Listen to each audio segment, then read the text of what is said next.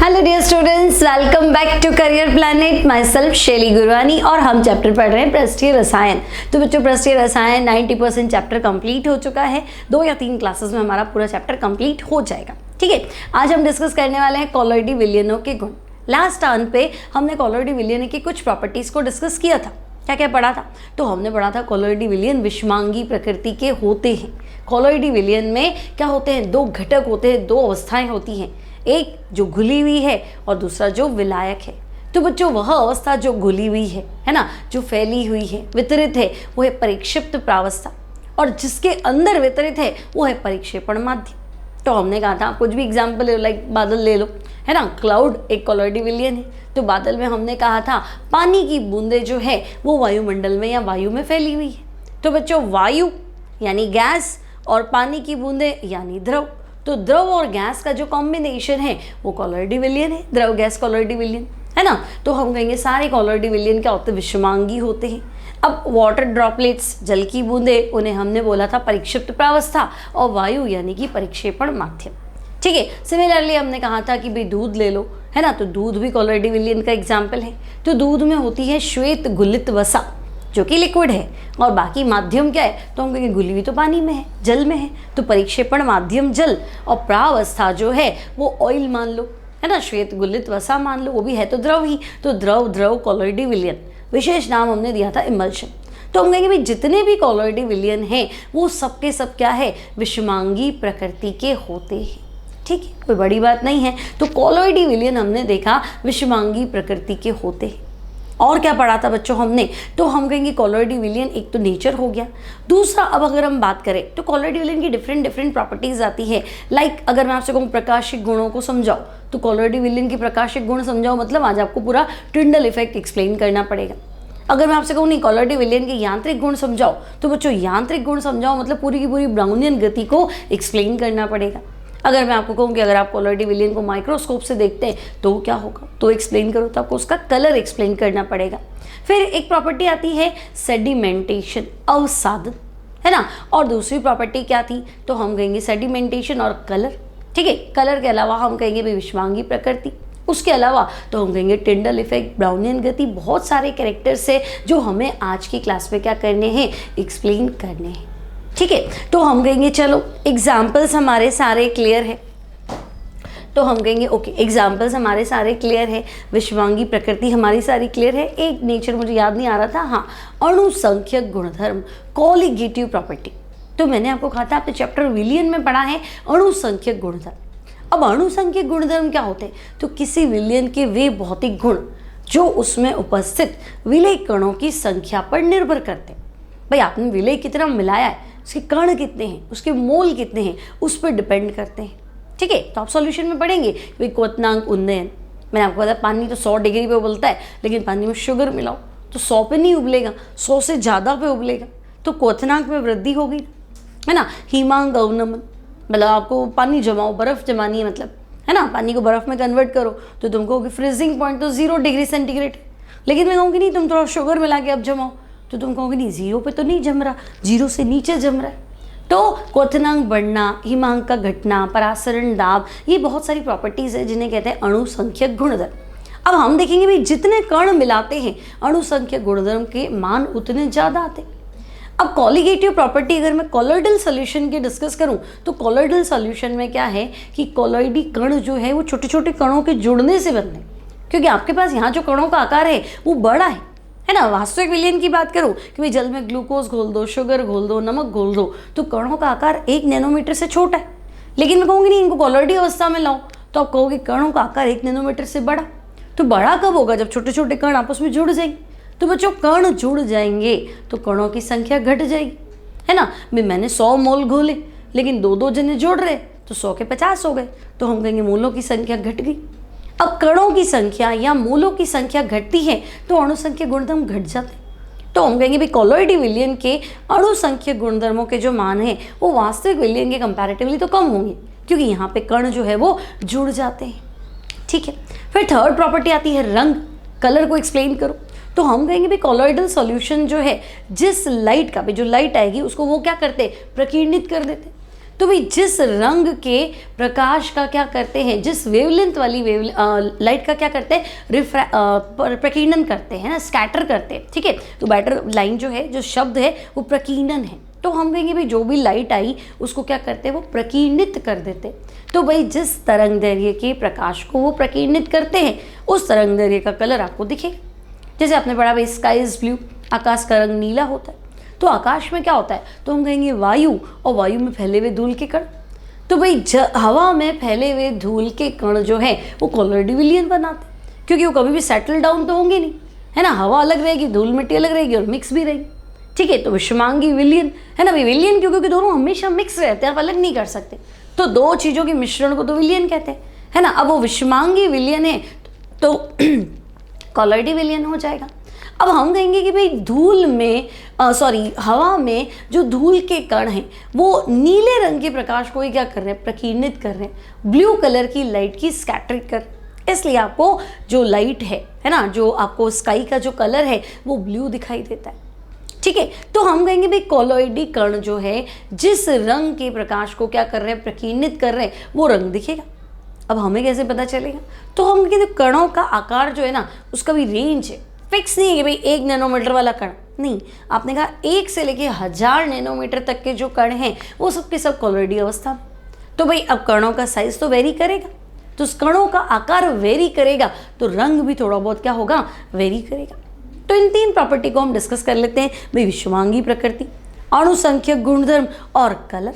फिर हम डिस्कस करेंगे सेडिमेंटेशन क्या होता है। तो चलो फर्स्ट 2 प्रॉपर्टी आपको दे दी, विषमांगी प्रकृति, अणुसंख्यक गुणधर्म। फिर हम डिस्कस कर लेते हैं बच्चों का रंग। अब रंग क्या है, तो देखो कॉलॉइडी विलयनों का रंग परिक्षिप्त प्रावस्था द्वारा प्रकाश के प्रकीर्णित तरंग दैर्घ्य के आधार पर भिन्न भिन्न होता है। भाई किस परिक्षिप्त प्रावस्था के कण किस रंग को क्या कर रहे हैं, स्कैटर कर रहे हैं, फैला रहे हैं, उसके अकॉर्डिंग कलर चेंज हो जाता है। अब देखो कॉलॉइडी कण प्रकाश के जिस तरंग दैर्घ्य का प्रकीर्णन सबसे ज्यादा करेंगे वो उसी कलर का विलयन आपको दिखाई देगा। फॉर एग्जाम्पल बच्चों अगर मैं सिल्वर सॉल की बात करूं तो सिल्वर सॉल में देखो वेरी कर रहा है, कण का आकार अगर 6 × 10⁻⁵ मिलीमीटर, 6 × 10⁻⁵ क्या है, मिलीमीटर है, तब तो आपको कलर दिखेगा पीला नारंगी।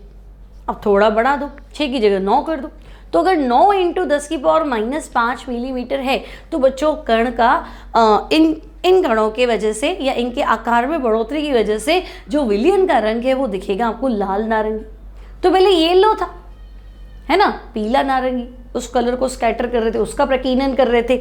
अब लाल नारंगी, कण थोड़े बड़े हो गए ना, ठीक है। और रीज़न मैंने बता रखा है बच्चों आपको, रीज़न क्या रहता है कि भाई ये आपकी लाइट आई, ठीक है। तो बच्चों कोई भी तरंग है, कोई भी क्या बोलते हैं, प्रकाश की जो किरण है वो क्या है, तरंग है। तरंग में ये पॉइंट होते हैं श्रृंग और बेस पॉइंट होते हैं गर्त। तो बच्चों 2 श्रृंगों लगातार और 2 गर्तों के बीच की दूरी को क्या कहते हैं, लैम्डा, तरंग दैर्घ्य।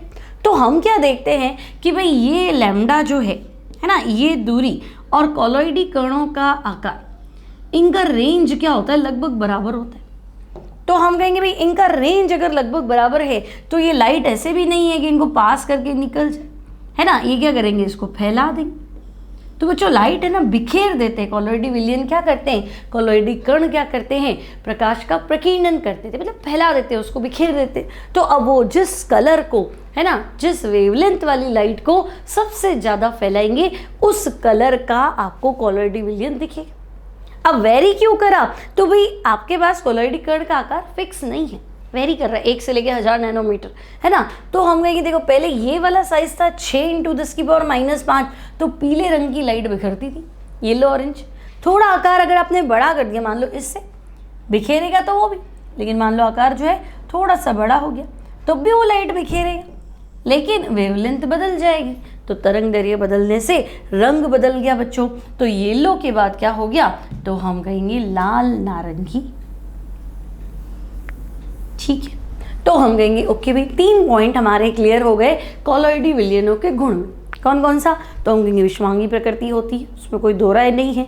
दूसरा तो हम कहेंगे अणुसंख्यक गुणधर्म, इनके मान वास्तविक विलयन के कंपैरेटिवली कम ही मिलेंगे। और तीसरा तो हम कहेंगे कलर। अब बच्चों अवसादन क्या होता है? सेंट्रीफ्यूगेशन। तो आपने देखा होगा कि जैसे हम है ना ब्लड टेस्ट कराने जाते हैं, है ना, तो ब्लड टेस्ट कैसे करता है? तो हम कहेंगे भाई ब्लड सैंपल तो ले लेंगे, फिर उसके पास टेस्ट ट्यूब होती है उसमें डाल देते हैं। तो बच्चों एक मशीन है जिसे हम बोलते हैं सेंट्रीफ्यूग। ठीक है, आपके पास एक मशीन है जिसे हमने बोला सेंट्रीफ्यूग। ठीक है, सेंट्रीफ्यूग क्या करता है?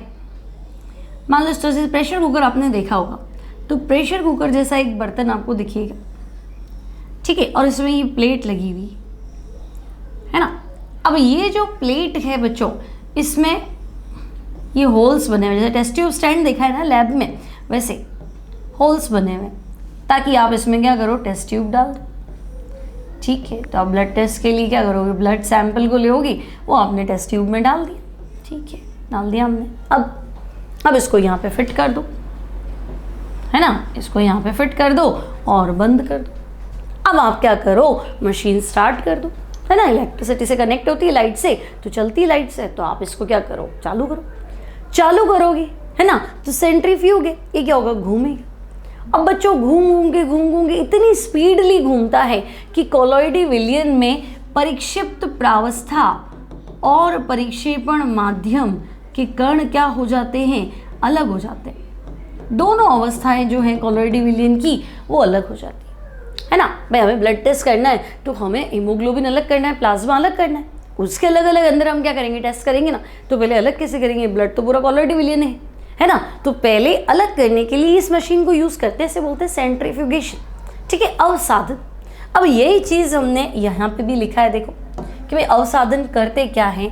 तो देखो किसी सॉल मतलब बच्चों कोलॉइडी विलयन, तो सॉल को अपकेंद्री मशीन यानी कि सेंट्रीफ्यूग में लेकर तेजी से घुमाने पर सॉल के कण निसादित हो जाते हैं। यह प्रक्रिया अवसादन कहलाती है, सेंट्रीफ्यूगेशन बोल सकते हैं। अब इसके द्वारा क्या करते हैं, वृहद अणुओं का अणुभार भी ज्ञात किया जा सकता है, क्योंकि पहले सब्सटेंस को कलेक्ट करो फिर आप आगे डिस्कस करोगे, इसलिए। ठीक है बच्चों, तो आज के क्लास में आप नोट्स कैसे बनाएंगे प्रॉपर, तो हमने लास्ट टर्न पे विषमांगी प्रकृति, अणु संख्यक गुणधर्म को अच्छे से पढ़ रखा है और डिटेल में लिख रखा है। तो थर्ड पॉइंट आप लिखेंगे अवसादन, और अवसादन को एक्सप्लेन करें। ठीक है, उसके बाद तो कलर हमने डिस्कस कर लिया भाई, है ना, कि कोलॉइडी विलयन का रंग कैसे आता है। तो हम कहेंगे भाई कोलॉइडी विलयन का रंग आता है परिक्षिप्त प्रावस्था, प्रकाश के प्रकीर्णित तरंग दैर्घ्य के आधार पर डिसाइड होगा। हम बच्चों जिस रंग को क्या करेंगे, परिक्षिप्त प्रावस्था के कण जिस रंग का प्रकीर्णन करेंगे वो रंग आपको दिख जाएगा। बस तो ये आपको बताना है कलर। 3 प्रॉपर्टीज हमारी क्लियर हो गई बच्चों। अब नेक्स्ट जो प्रॉपर्टी हम डिस्कस करेंगे वो होगी कोलॉइडी विलयन के यांत्रिक गुण, है ना, mechanical properties of colloidal solution, और इसके अंदर आपको पढ़ना है ब्राउनियन गति। तो नेक्स्ट टॉपिक आप हेडिंग लगाएंगे ब्राउनियन गति। अब बच्चों ब्राउनियन गति क्या होती है, तो देखो ये है कोलॉइडी विलयन के कण या कोलॉइडी कण। ठीक है, अब कोलॉइडी कण जो है आपस में एक दूसरे से टकराते और ये टेढ़े मेढ़े ढंग से कंटिन्यूसली, पहली बात तो लगातार और अनियमित और टेढ़े मेढ़े ढंग से, ये 3 शब्द लिखने, मतलब ब्राउनियन गति टिल एंड लास्ट तक बनी रहे, है ना। कंटिन्यूसली क्या करेंगे, जिगजैग वे में मूव करेंगे, टेढ़े मेढ़े ढंग से लगातार गति करते। तो कोलॉइडी विलयनों की लगातार अनियमित और टेढ़े मेढ़े ढंग से जो गति है उस गति को हम बोलते हैं ब्राउनियन गति। सबसे पहले रॉबर्ट ब्राउन ने इसको स्टडी किया था, इसलिए ब्राउनियन गति बोला है। ठीक है, अब होता क्या है, तो हम कहेंगे देखो प्रावस्था और माध्यम, परिक्षिप्त प्रावस्था और माध्यम के कणों का आकार अलग अलग होता है, तो बैलेंस्ड नहीं होता, है ना। तो टेढ़ी मेढ़ी बराबर की टक्कर हो तो समझ में आता है, एक कण तो छोटा है एक कण बड़ा है ना। तो अनियमित और लगातार गति, क्योंकि आकार जो है वो एग्जैक्ट बराबर नहीं है प्रावस्था और माध्यम के कणों का, इसलिए। ठीक है, तो देखो रॉबर्ट ब्राउन ने कोलॉइडी विलयनों का अति सूक्ष्मदर्शी से अध्ययन करने पे पाया कि विलयन में कोलॉइडी कण लगातार टेढ़े मेढ़े ढंग से सभी दिशाओं में गति करते, कंटिन्यूअसली बच्चों मूव करेगा। जैसे अगर आपने टिंडल प्रभाव भी सुना हो तो मैंने आपको कहा था कि मान लो एकदम क्लोज डार्क रूम है, बंद कमरा है, अंधेरा कमरा है। अब उस क्लोज डार्क रूम के अंदर, अंधेरे कमरे के अंदर एक छेद से लाइट है ना, तो बच्चों उस छेद से जब लाइट आती है, सुबह सुबह जब हम डस्टिंग करते हैं तब हम देखते हैं कि है ना, मतलब जो लाइट आ रही है, एक तो आपको उसका पथ नजर आ रहा है, उसमें धूल मिट्टी के कण कंटिन्यूअसली क्या कर रहे हैं, गति कर रहे हैं। या सिनेमा हॉल में जाते हो तो आप देखते हो कि भाई टॉर्च जो है, टॉर्च में आपको धूल मिट्टी के कण लगातार गति करते हुए दिखते हैं। तो प्रकाश का पथ दिख रहा है, वो तो चलो बाद में पढ़ेंगे टिंडल प्रभाव, लेकिन आपने देखा धूल मिट्टी लगातार मूव कर रही। अब मूवमेंट फिक्स होना, कोई कहाँ जा रहा है, कोई कहाँ जा रहा है, कोई कहाँ जा रहा है, और बच्चों कंटिन्यू लगातार, मतलब आज देखोगे तो दिखेगा, 10 साल बाद देखोगे तब भी दिखेगी। तो टिल एंड, अंत समय तक क्या होती है, बनी रहती है। क्लियर? तो हम कहेंगे भाई कॉलॉइडी कणों की निरंतर और अनियमित टेढ़ी मेढ़ी गति ब्राउनियन गति कहलाती है। क्यों होती है? तो देखो, ब्राउनियन गति का कारण परिक्षेपण माध्यम के गतिशील अणुओं की कॉलॉइडी कणों पर लगातार होने वाली असंतुलित टक्करें। प्रवास और माध्यम लगातार टकराते रहेंगे, लगातार टकराएंगे तो क्या होगा, ब्राउनियन गति आपको दिखेगी। क्लियर? तो आपको एग्जाम में जो पिक्चर बनाना है बच्चों, वो पिक्चर आपको यही बनाना है ना। अनियमित लगातार टेढ़ी मेढ़ी गति को क्या कहते हैं, ब्राउनियन गति। ठीक है, तो ये हो गया। अब इंपॉर्टेंस क्या है ब्राउनियन गति की, फायदा क्या मिलेगा अगर आप ब्राउनियन गति पढ़ रहे हैं बच्चों, तो आपसे पूछा जाए कि भाई चलो ब्राउनियन गति तो हो गया, फायदा क्या है, इंपॉर्टेंस क्या है। तो अब मुझे बताओ कि अगर ये लगातार गति कर रहा है, कंटिन्यू कर रहा है, मैंने आपको क्या बोला, आज भी दिखेगी, साल भर बाद भी दिखेगी, इसका मतलब कॉलॉइडी अवस्था मेंटेन रहेगी, है ना भाई। लगातार गति कर रही है मतलब गुरुत्व के प्रभाव में नीचे तो बैठेगा ही, सेटल डाउन तो होंगे ही नहीं धूल मिट्टी के कण, है ना। तो लगातार क्या रहेगी, कॉलॉइडी अवस्था बनी रहेगी। जैसे हमने पढ़ा कि भाई आकाश का रंग नीला है, तो आपने क्या बोला कि भाई वायु में जो धूल के कण हैं वो कॉलॉइडी विलयन बनाते हैं, और वो सबसे ज़्यादा नीले रंग का प्रकाश क्या कर रहे हैं, स्कैटर कर रहे हैं, फैला रहे हैं, प्रकीर्णित कर रहे हैं, इसलिए स्काई इज ब्लू, है ना। तो बच्चों आज नीला है कल पीला है, ऐसा थोड़ा ना है ना, या आज कलर दिख रहा है कल दिखा ही नहीं, सारे धूल मिट्टी नीचे बैठ गई, तो ऐसा तो नहीं होगा। वो हमेशा उसके अंदर बने रहते, आज की बात करो, 100 साल बाद की बात करो, कंटिन्यूसली क्या रहेंगे, बने रहे। हाँ, अब वो धीरे धीरे कलर जो है वो चेंज होता जाता है, आपको वो कभी डार्क ब्लू दिख रहा है ना, कभी सनसेट के टाइम वो आपको अलग दिख रहा है। ठीक है, वो अब हम पढ़ लेते हैं बिना अपवर्तन वगैरह पढ़ते हैं, उसके अंदर हम डिस्कस करते हैं कि हाँ थोड़ा सा वेरिएशन आता है। ठीक है, तो वो सन की पोजीशन पे भी डिपेंड करता है ना, लेकिन कलर मोस्टली आपको दिखता ही है ना, ब्लू कलर आपको दिखता ही है। ठीक है, तो हम कहेंगे भाई लगातार जो गति है वो ब्राउनियन गति। अब लगातार होने से हमें फ़ायदा ये है कि कभी भी कॉलॉइडी कण गुरुत्व के प्रभाव में नीचे नहीं बैठेंगे। तो बच्चों अगर गुरुत्व के प्रभाव में नीचे नहीं बैठेंगे मतलब तो कॉलॉइडी विलयन बना रहेगा, है ना, स्टेबिलिटी क्या रहेगी, बनी रहेगी। तो आपसे पूछ लिया जाएगा कि भाई कॉलॉइडी विलयन के स्थायित्व का कारण, तो ब्राउनियन गति बोल सकते हैं, है ना। वे लगातार मूव है तो कभी सेटल डाउन हुआ ही नहीं, और ब्राउनियन गति की वजह से वो स्थायी है, गुरुत्व के प्रभाव में बैठा ही नहीं। ठीक है, तो बच्चों what is the importance Brownian गति का, आपको फायदा क्या हुआ। तो हम कहेंगे भाई ब्राउनियन गति का महत्व तो है ही। क्या महत्व है, तो हम कहेंगे देखो ब्राउनियन गति गुरुत्वाकर्षण बल का विरोध करती है। इस कारण कॉलॉइडी कण जो है पात्र के पैंदे में नहीं बैठते तथा लगातार गति करते हुए अपने अस्तित्व को बनाए रखते हैं।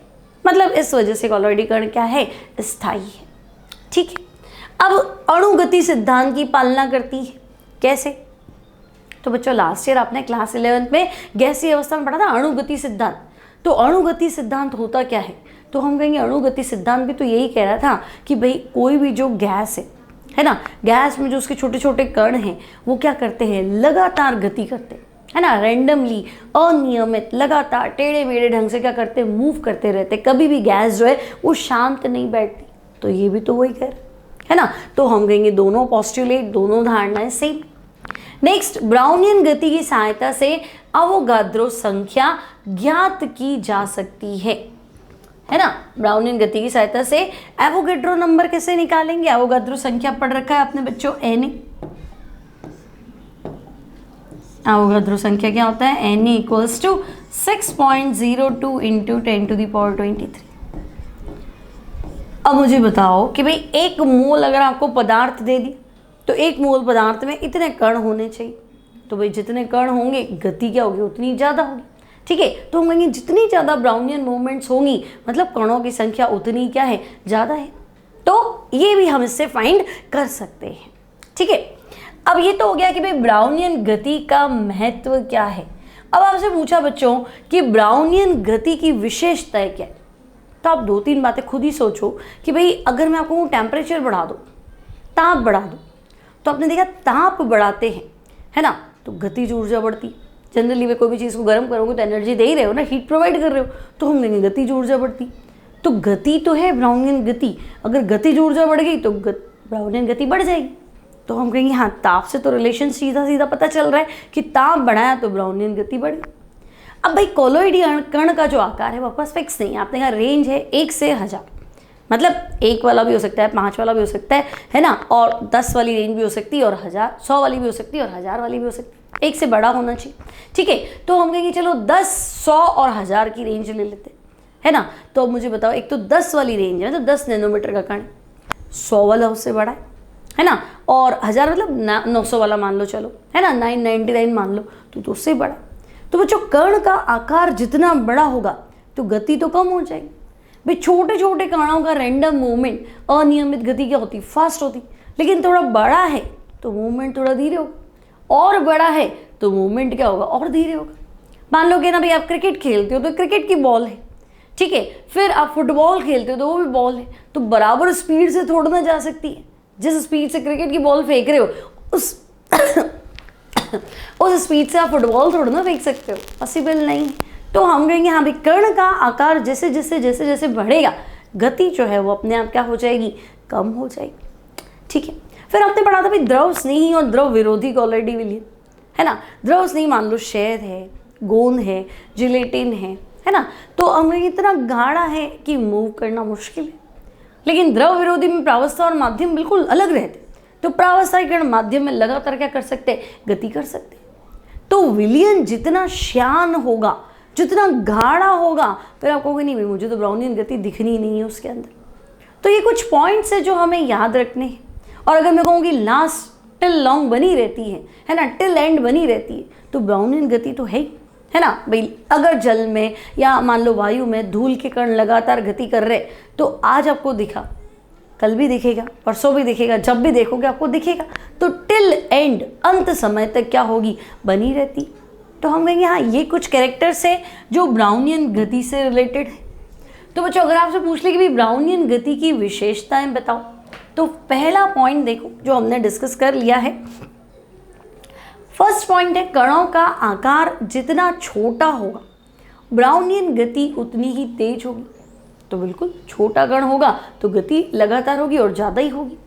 फिर ब्राउनियन गति प्रकाश के तरंग दैर्घ्य पर निर्भर नहीं करती। अब ये क्या हुआ, तो बच्चों अगर आपने सुबह देखा तो आपको सनलाइट में दिखा, है ना, आपने सुबह सुबह देखा कि भाई ना अंधेरे कमरे में एक छेद से लाइट आ रही है तो सनलाइट आ रही है ना, तो सूर्य के प्रकाश में आपको कण लगातार गति करते हुए दिखे। ठीक है, रात को आपने क्या किया, पूरा कमरा जो है वो बिल्कुल क्लोज डार्क रूम कर दिया, सारी लाइट्स ऑफ कर दी और आपने टॉर्च जला दी, तो टॉर्च की लाइट में भी तो दिखेगी। सोडियम लैंप जला दो तो उसकी लाइट में भी दिखेगी। तो प्रकाश की तरंग दैर्घ्य बदली, मतलब तुम वाइट लाइट में देखो, रेड लाइट में देखो, तो कणों की, धूल मिट्टी के कणों की जो गति है वो आपको लगातार दिखेगी। ठीक है, तो लाइट के वेवलेंथ, प्रकाश के तरंग दैर्घ्य पर ये निर्भर नहीं करती। फिर बच्चों समय के साथ परिवर्तित नहीं होती तथा अंत तक बनी होती। तो मैंने आपको बताया था टिल एंड, लास्ट तक क्या होगा, तो भाई लास्ट तक ब्राउनियन गति बनी रहती है। नेक्स्ट बच्चों, तो यह माध्यम की श्यानता के व्युत्क्रमानुपाती क्रमानुपाती होती। तो हम कहेंगे बिल्कुल जितना गाढ़ा विलयन होगा उतनी ही ब्राउनियन गति क्या होगी, कम। मूव कैसे करेगा, पार्टिकल को मूव करने के लिए जगह चाहिए ना, तो आपने तो प्रावस्था और माध्यम में इतना अटैचमेंट बना के रखा है कि वो तो बिल्कुल गाढ़ा होगी, है ना, तो हम कहेंगे नहीं फिर नहीं होगी।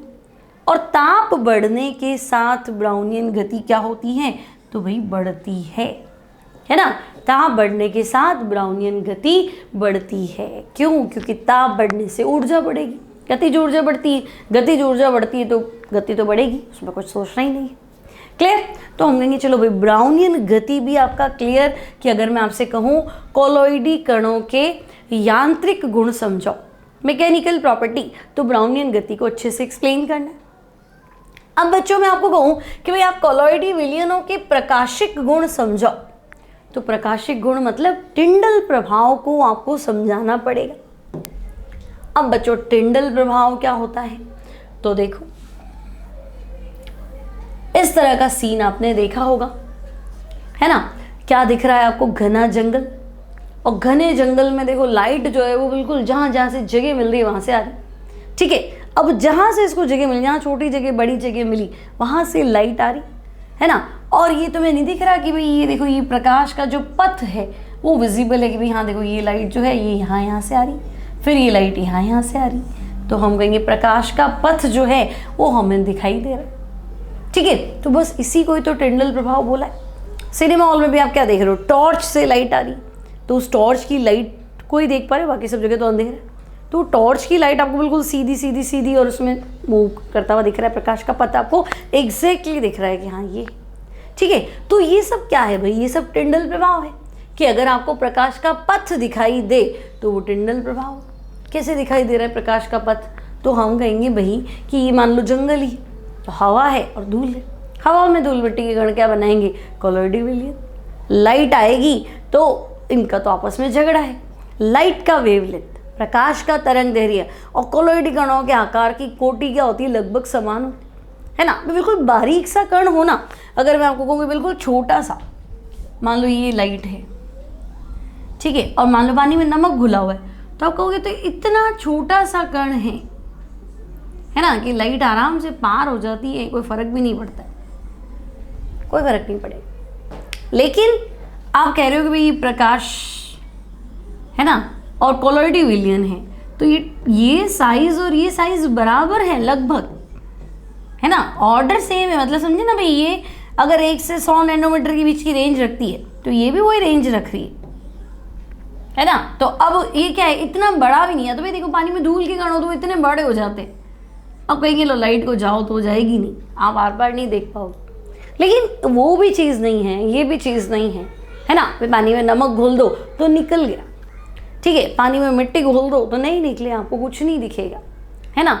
अब ये बीच का है तो ये क्या करेगा? ये भी चुप नहीं बैठेगा कि भाई हम हारे क्यों, यहाँ तो हार जाएंगे, साइज बड़ा था, और वहाँ जीत जाएंगे क्योंकि पार्टिकल बहुत छोटे थे, लाइट निकल गई, है ना। यहाँ इसको हारना भी नहीं है, तो ये क्या करेगा भाई? ये फैल जाएगा, है ना बच्चों, ये स्कैटरिंग हो जाएगी, ये लाइट फैल जाएगी। और लाइट जैसे ही फैली तो तुम्हें देखो आपको पथ जो है, क्या देखो ये लाइट यहाँ से इतनी आ रही है, ये इतनी आ रही है, ये इतनी आ रही, आपको एग्जैक्टली दिखेगा, प्रकाश का पथ जो है वो दिखेगा। बस इसी घटना को तो हम क्या कह रहे हैं? टिंडल प्रभाव। और उसे कहते हैं वास्तविक विलयन टिंडल प्रभाव क्यों नहीं दर्शाता? तो तुमको विचार तो इतना छोटा है कि प्रकाश का प्रकीर्णन कर ही नहीं पाता, है ना। और अगर मैं कह दूँ पानी में धूल के कण क्यों नहीं दिखा रहे, तो तुमको इतना बड़ा है कि लाइट उसको पार ही नहीं कर पाती। कोलॉइडी कण क्यों दिखा रहे हैं? क्यों? क्योंकि प्रकाश की तरंग दैर्घ्य और कोलॉइडी कणों के आकार की कोटि क्या है? समान है, सेम ऑर्डर के हैं, तो इसमें लड़ाई हो जाती, ठीक है। तो टिंडल प्रभाव आपको समझ में आया। अब अगर मैं आपसे कहूं बच्चों, इसको हटा देते हैं, कैसे दिखेगा आपको टिंडल प्रभाव? तो हम क्या करते हैं, ये सिंपल लाइट सोर्स ले लिया, फ्लैश लाइट ले ली, और ये आपका हो गया वास्तविक विलयन।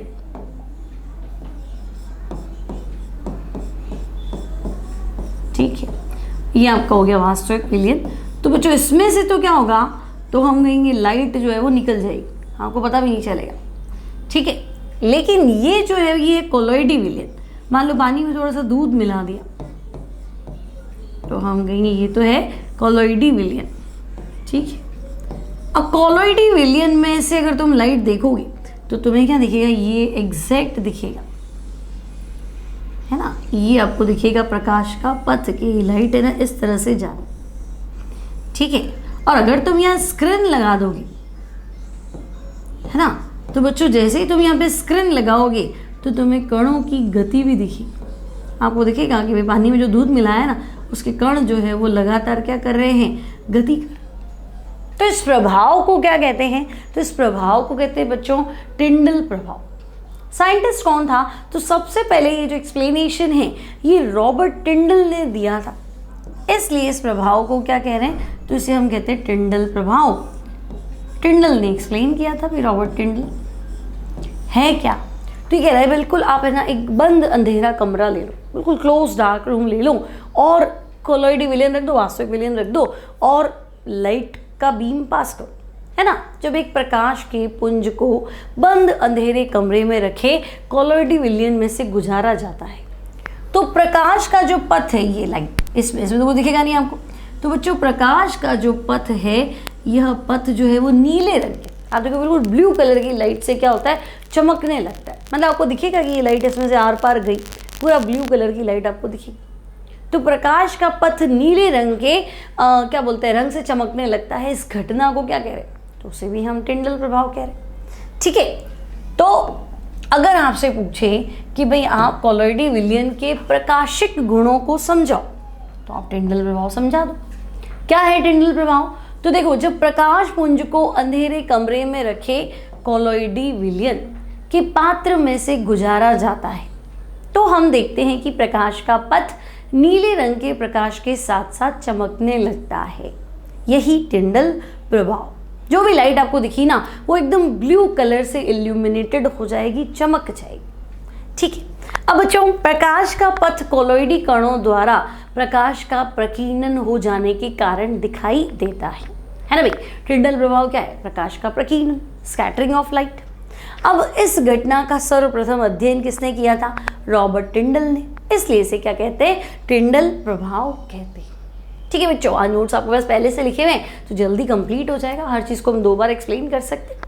ठीक है ना, क्यों हिंदी में लिखने में बहुत ज़्यादा टाइम लग जाता है ना, लिखते ही रह जाएंगे तो लेंथ क्लास की बहुत ज़्यादा बढ़ जाती है, इसलिए मैंने पहले इसको सेट कर दिया लिख के।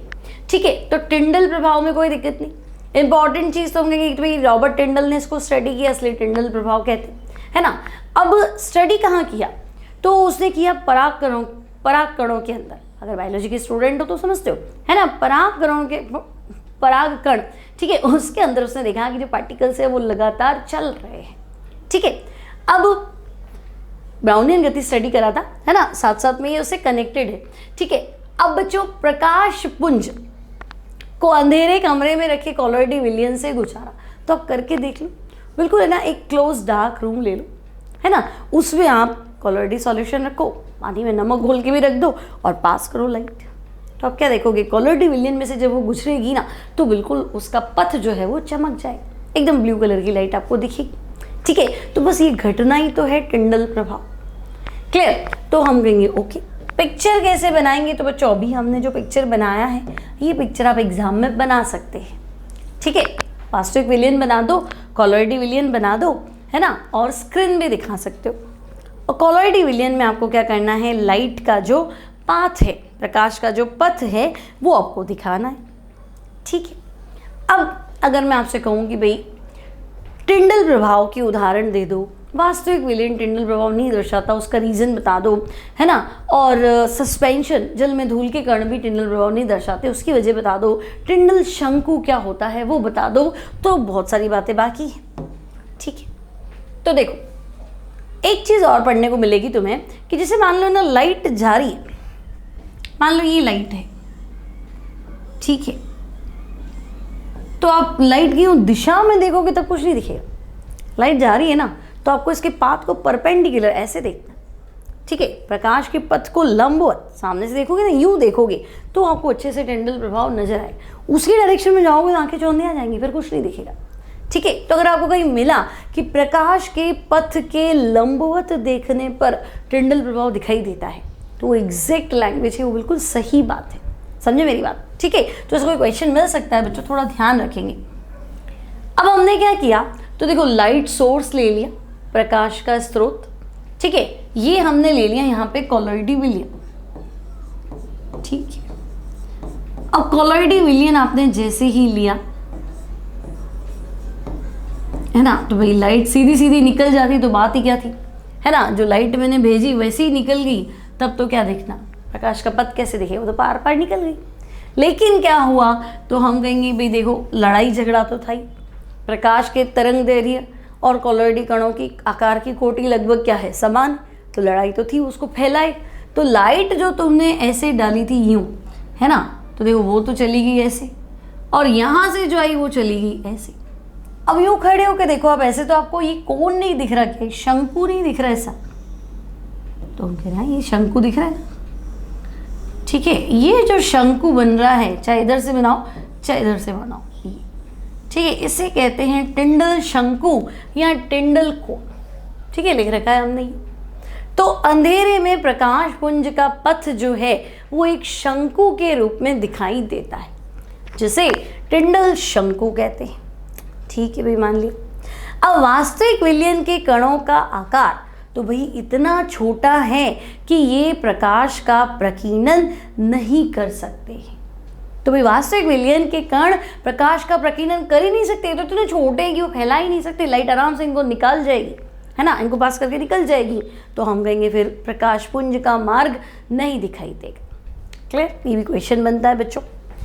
अब मुझे बताओ कि भाई टिंडल प्रभाव किस किस पे डिपेंड करेगा, है ना। जैसे बच्चों हमने पिछली बार तो लिख दिया था कि ब्राउनियन गति, आप लाइट चेंज करो, है ना, प्रकाश की तरंग दैर्घ्य बदलो तो मूवमेंट तो नहीं बदलेगा, लेकिन यहाँ प्रकाश का स्रोत चेंज कर दो, तुम सोडियम लैम्प की लाइट ले लो, टॉर्च की लाइट ले लो, या मॉर्निंग सनलाइट ले लो, तो फर्क आएगा, ठीक है। टिंडल प्रभाव कभी ज़्यादा दिखेगा कभी कम दिखेगा, डिपेंड करेगा कि आपने लाइट कौन सी ली, क्योंकि लाइट बदली मतलब वेवलेंथ, तरंग दैर्घ्य बदल गई।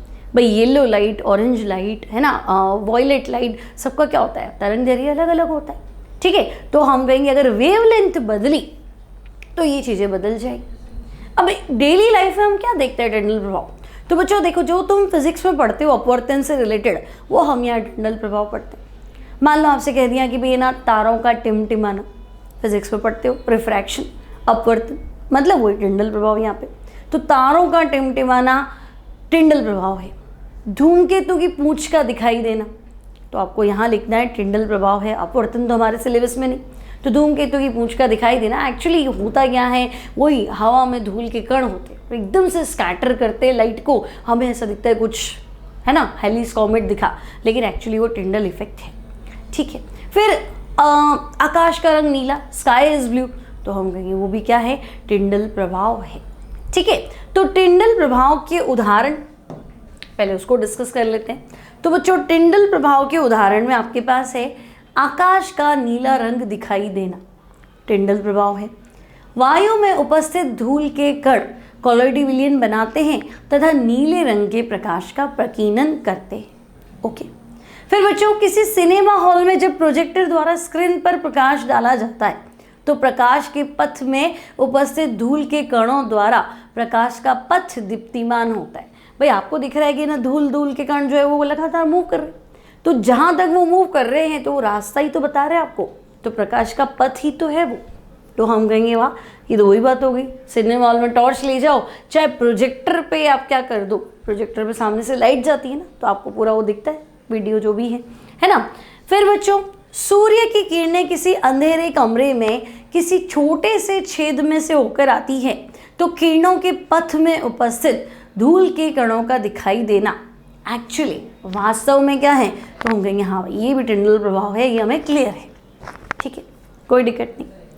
अब बच्चों टिंडल प्रभाव किस किस पे डिपेंड करता है, तो देखो टिंडल प्रभाव की निर्भरता, तो पहला पॉइंट है बच्चों प्रकीर्णित प्रकाश के तरंग दैर्घ्य पर, है ना, मतलब आपकी वेवलेंथ, भाई एक तो आपने ये वेवलेंथ ली, ठीक है ना, और ये कण है, और एक आपने क्या किया, थोड़ी वेवलेंथ बड़ी ले ली, तो कण तो आपका टिंडल प्रभाव मतलब विलयन तो आप सेम ही रखोगे ना, लाइट चेंज कर, ठीक है। तो तुम देखोगे ऊपर वाला जो है ना वहाँ ज़्यादा फैलेगा और नीचे वाला जो है ना वहाँ क्या होगा, कम फैलेगा। भाई कलर भी तो पढ़ा था ना हमने कि भाई सिल्वर सॉल्व में कणों का आकार 6 × 10⁻⁻5 मिलीमीटर है या 9 × 10⁻5 मिलीमीटर है। तो पहले वो क्या था, पीला नारंगी, बाद में क्या हो गया, लाल नारंगी। क्यों? क्योंकि ये प्रकीर्णन बदल गया, है ना। यहाँ प्रकीर्णन जो है वो ज़्यादा है और यहाँ ये थोड़ा बड़ा हो गया ना साइज, तो इतनी लड़ाई नहीं हो पाएगी, तो यहाँ प्रकीर्णन क्या हो गया, कम। तो बच्चों कितना डिपेंड कर रहा है, तो हम कहेंगे प्रकाश का प्रकीर्णन लैम्डा की पावर 4 के इन्वर्सली प्रोपोर्शनल है। ठीक है, तो देखो प्रकाश का वेवलेंथ बढ़ाया तो गड़बड़ होगी। अब मैं कहूँ नहीं प्रकीर्णन बढ़ाओ तो तुम कहोगी कण का आकार बढ़ा लो। लड़ाई किस बात की, कण का आकार बढ़ा लो तो बढ़ जाएगा। तो बच्चों परिक्षिप्त प्रावस्था के कणों का आकार जितना बड़ा होगा टिंडल प्रभाव उतना ही क्या होगा, अधिक। मतलब रेंज वही रखनी है, यूँ नहीं तुम कहोगे फिर तो क्या बोलते हैं निलंबन वही दर्शाए। रेंज मतलब मुझे रखना भाई कोलॉइडी कण की प्रॉपर्टी है टिंडल प्रभाव, तो उसमें कैसे साइज बढ़ाऊँ, तो उसमें भी तो बढ़ती है ना भाई। हम कहेंगे ना ये आदमी लंबा है, ये आदमी छोटा है ना, ये बिल्कुल बोना ही है और ये कुछ ऐसा ही। तो रेंज तो हम लोगों की हाइट की क्या रहती है भाई, हम 4 फीट से लेके 6 फीट तक के होते। अब एक कोई 6.2 भी हो जाता है और कोई 3.8 भी हो जाता है ना, 2.5 फीट का भी हो सकता है। लेकिन रेंज हमारी रहती तो वही है ना कि हाँ भाई 3 से 6। अभी 3 से हल्का सा कम हो सकता है, 6 से हल्का ज़्यादा हो जाए, 6.5 फीट का हो गया, यूँ तो वही 10 फुट का आदमी। तो रेंज समझे ना, रेंज वही। तो आपके जो कोलॉइडी किरण है उसकी रेंज क्या है, 1 से 1000, 1 से बड़ा रहेगा, 1000 वाली रेंज से छोटा रहेगा। लेकिन उसमें तो वेरिएशन बहुत है ना कि भाई 100 है कि 500 है, समझे। यहाँ 100 नैनोमीटर का आकार है कि 999 का आकार है, तो कोलॉइडी रेंज तो उसमें बताना है। यूँ नहीं कि आपके तो फिर तो ना भाई उसमें चले जाओ, निलंबन वाली रेंज में चले जाओ, 1000 से बड़ा होगा तो 1000 से बड़ा होगा तब तो कुछ ज़्यादा ही बड़ा होगा भाई। टिंडल प्रभाव दर्शाना तो है ही, कोलॉइड 1 नैनोमीटर से बड़ा वाला भी दर्शाएगा, 1000 से छोटा वाला भी दर्शाएगा, लेकिन उसमें ज़्यादा कौन, तो हम कहेंगे जो 1000 वाली रेंज चल रही है ना आपकी 700, 800, 900, वहाँ टिंडल प्रभाव अच्छा देखने को मिलेगा। और ये जो है ना 5, 10, 15, 20 नैनोमीटर यहाँ थोड़ा छोटा और कम देखने को मिलेगा। बस ये चीज़ कह रहा है, ठीक है। तो परिक्षिप्त प्रावस्था के कणों का आकार जितना बड़ा होगा टिंडल प्रभाव उतना ही अधिक होगा, ठीक है। और नेक्स्ट बच्चों प्रावस्था और माध्यम के अपवर्तनांक के मान के अंतर पे भी निर्भर करता है। सबसे इंपॉर्टेंट चीज प्रकाश का जो प्रकीर्णन है भाई, आपको पता है कोलॉइडी विलयन विषमांगी, विषमांगी है मतलब 2 चीजें हमेशा रहेंगी, प्रावस्था और माध्यम, ठीक है। तो प्रावस्था का अपवर्तनांक और माध्यम का अपवर्तनांक, उनमें अंतर जितना ज़्यादा होगा फिर वो उतनी ज़्यादा लाइट को फैलाएगा। तो प्रकाश का प्रकीर्णन डेल्टा म्यू के क्या होता है, समानुपाती होता है। तो ये बच्चों है क्या बोलेंगे हम इन्हें कि कोलॉइडी विलयन की प्रॉपर्टी। 2 ही प्रॉपर्टी अच्छे से डिस्कस हुई, यांत्रिक गुण और प्रकाशीय गुण। बाकी तो सिंपल छोटी छोटी प्रॉपर्टीज है जो हमने पहले भी पढ़ रखी है, ठीक है। एक बार रैपिड में सारी प्रॉपर्टीज को फटाफट वापस डिस्कस कर लेते हैं, है ना, क्योंकि लिखने का काम आज तुम्हारे पास ज़्यादा है, मेरे पास नहीं है, ठीक है। तो चलो फर्स्ट पॉइंट से डिस्कस करते हैं बच्चों। पहला पॉइंट जो है हमारे पास वो है कोलॉइडी विलयनों के गुण। तो हम कहेंगे फर्स्ट पॉइंट है विषमांगी प्रकृति। तो कोलॉइडी विलयन में हमेशा 2 घटक होते हैं, 2 अवस्थाएं होती हैं, परिक्षिप्त प्रावस्था और परिक्षेपण माध्यम। या ये कह दो जो विषमांगी विलयन है वही कोलॉइड है और जो समांगी विलयन है फिर वो वास्तविक विलयन है, ठीक है। अणु संख्यक गुणधर्म, तो ऐसे गुण जो विलय कणों की संख्या, अणुओं की संख्या पर निर्भर करते। तो हम कहेंगे कोलॉइड का निर्माण ही कणों के जुड़ने से होता है ना, तो फिर कण जो है वो कम हो जाते। कोलॉइडी अवस्था में आने के लिए कणों को जुड़ना पड़ता है, तो कणों की संख्या कम हो जाती।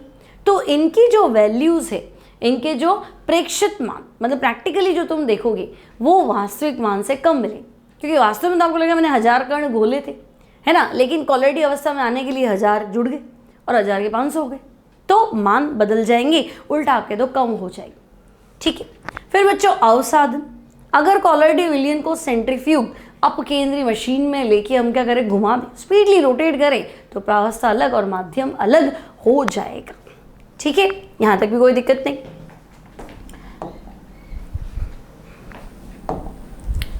अब था कलर। तो भाई परिक्षिप्त प्रावस्था द्वारा प्रकाश का प्रकीर्णन करेगा, जिस वेवलेंथ वाली लाइट को क्या करेगा, प्रकीर्णित करेगा, वही कलर दिखेगा।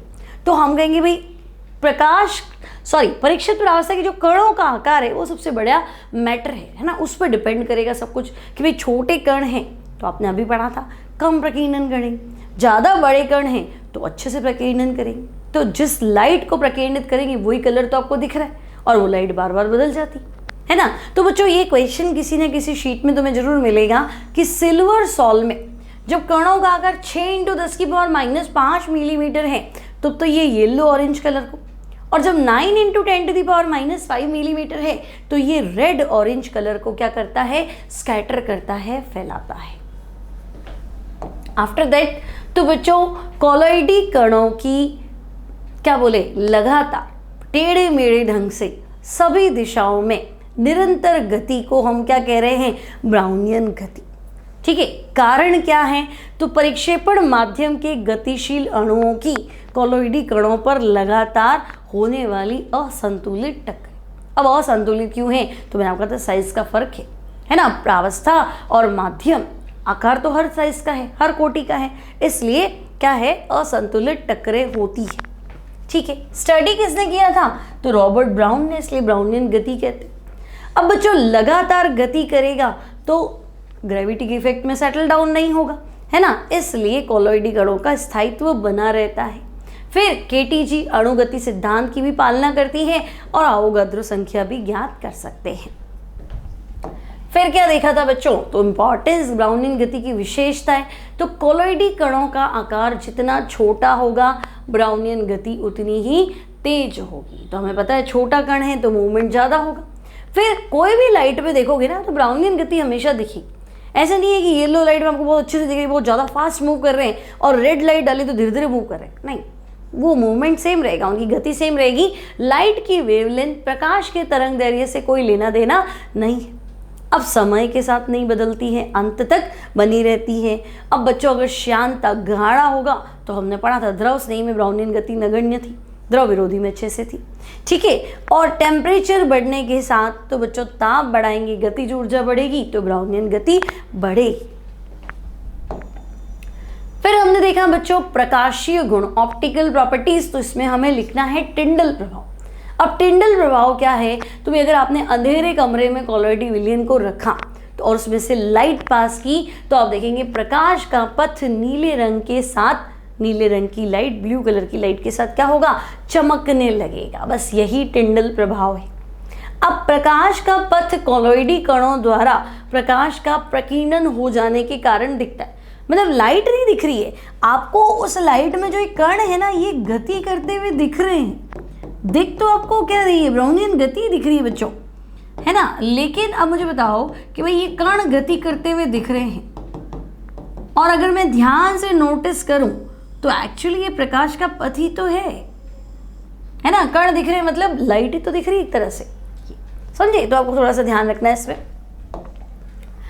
अब एग्जाम में अगर आप बोर्ड की तैयारी कर रहे हैं तो टिंडल प्रभाव एक्सप्लेन करना है तो आप ये बना सकते हैं, फ्लैश लाइट, यहाँ आप लिख देंगे प्रकाश का सोर्स,